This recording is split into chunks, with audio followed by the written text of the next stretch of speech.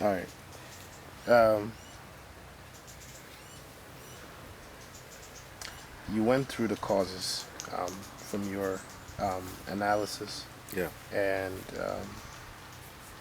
you also gave us your take yeah, on the crisis yeah, in general. Um, you also gave us your opinion about your reaction, the first crisis being a surprise and all. yes. Um,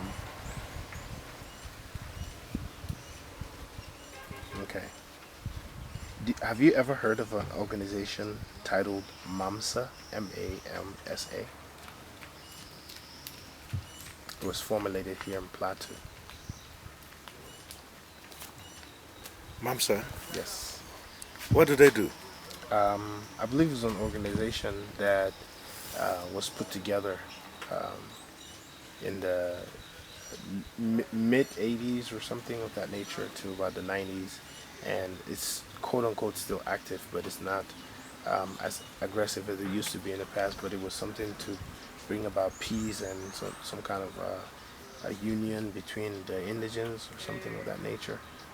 I just wanted to get more information about that. I didn't know if you. Unfortunately, I'm not aware.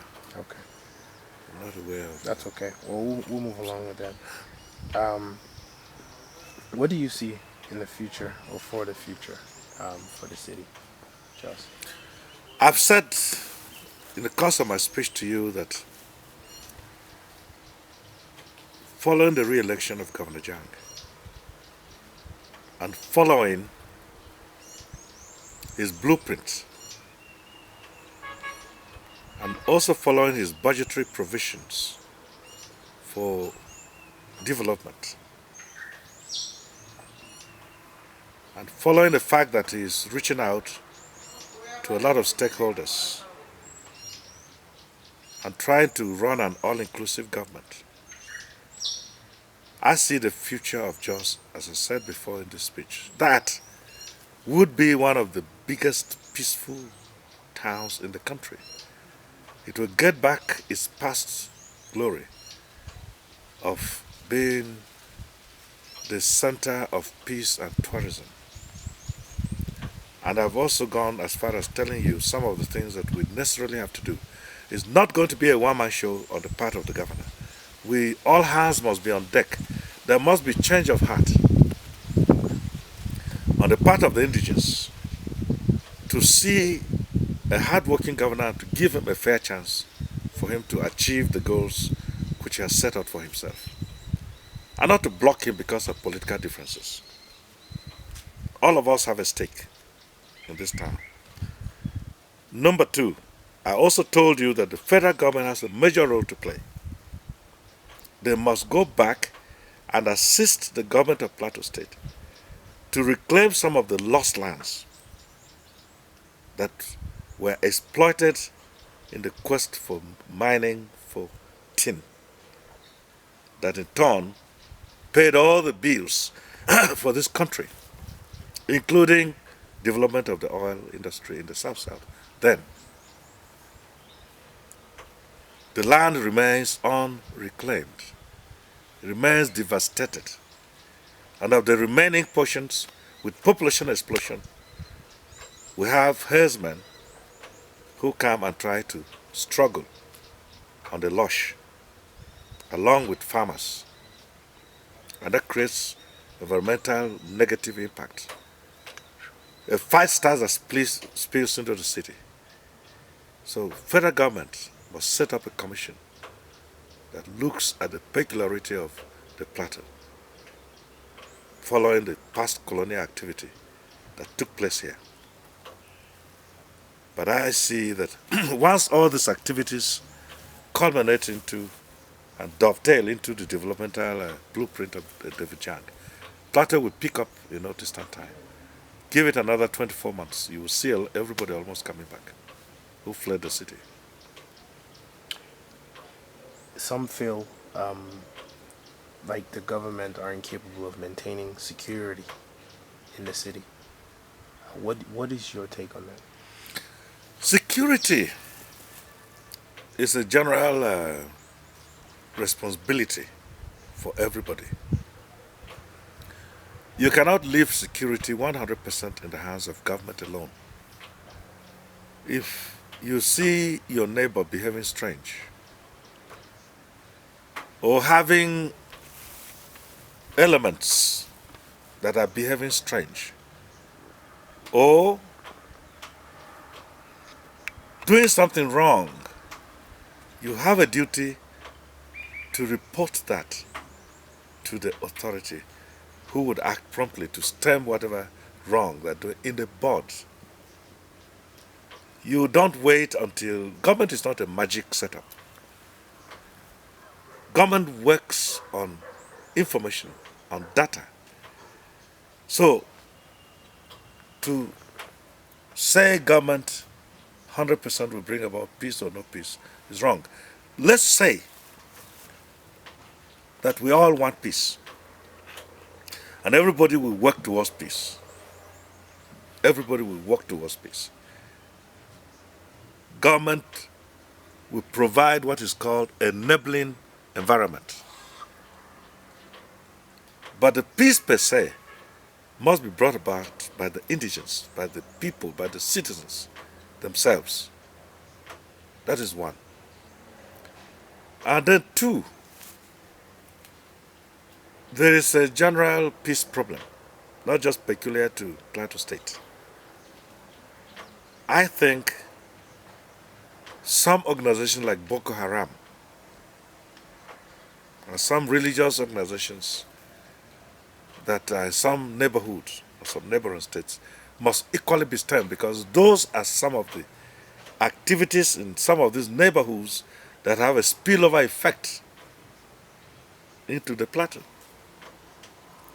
Something happens in Bauchi, Boko Haram, they explode bombs and so on, it's bound to spill over into plateau and so on. So it's a national issue. The entire nation must wake up with brighter eyes and more details to security issues. And by extension, it's a global problem because of people like Osama bin Laden and what he represents. That sect, what do they call them? Al-Qaeda. Al-Qaeda. You find that the whole world today is engulfed by problems. And these problems have a spillover effect, because when these problems arise in these countries, people are moving helter-skelter. And along with them, importing these problems to their neighborhoods. There's problem in Yemen, there's problem in Iraq, there's problem in Libya, there's problem in Turkey, there's problem everywhere. Problem in Afghanistan. Problem in Pakistan, and so on. It was the Pakistanis who came and bombed the Taj Mahal and so on. So sometimes the problem is not within that captive area, it's imported. So if you want problem, you must sanitize the entire nation of problem. So we must wake up and be very, very serious about who is coming and going. And at any time a problem starts like Boko Haram, you stem it in the bud. You don't allow it to grow to a level where you begin to go to the police headquarters, the center of security apparatus of the entire nation, and they explode bombs there, just to show that you have capability to disrupt anybody. It shakes everybody to their bone marrows. Shakes everybody to their bone marrows. So it's my considered opinion that in order to have peace, we must develop a purposeful peace plan for the entire country, so that we can accommodate each other and be accommodating of each other's sensibilities, and our cultures must be accommodated by each other. If you want to do Sharia in your own state, you don't have to force me to do it in my own state. There must be accommodation. It's a united attack. If I'm having peace and you are giving me war, then there'll be no peace. True. It's a definite policy that must be employed by the federal government, along with the states. Constant meetings with the governors, and the frank talk. Nothing should be swept under the carpet. And what is good for the goose is good, it should be good for the gander. When the South boys were exploding bombs and attacking the pipelines, their leaders were being apprehended. General Tompolo, General Boylov, General Togo, they were being apprehended on a daily basis. And joint task force was sent there and it was engaging them in village after village. This is not happening with Boko Haram. Why? That's the problem. So there must be an even policy. There must be an even policy where, trouble is trouble. It doesn't matter what part of the country it's coming from. Where the federal government must rise up to its own responsibility and stem problems in the bud.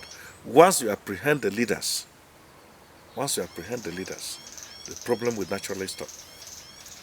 So the federal government must fish out the leaders as soon as possible and hold them fully accountable and bring them to justice. And that is the only way to bring about peace. In what way do you think the colonialists add to the current conflicting problem that we have in Jos? Well, I told you about the mining, and I told you also that environmentally, what they took, they should have, what they took by way of ponds. You see right behind me, you find something like a lake. It's not a lake. It's a mining pond. And that this is so in nearly 3/4 of the plateau. So if this is so in nearly 3/4 of the plateau, then naturally